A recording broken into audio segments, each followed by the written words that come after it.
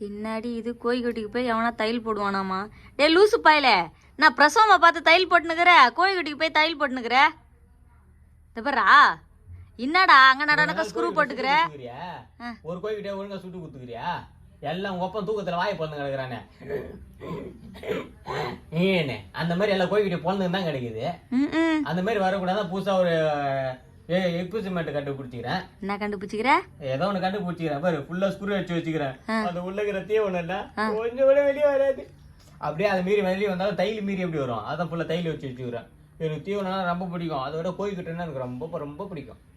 C தீவனம் இல்லை நாயே, அதுக்கு பேர் போறணும்.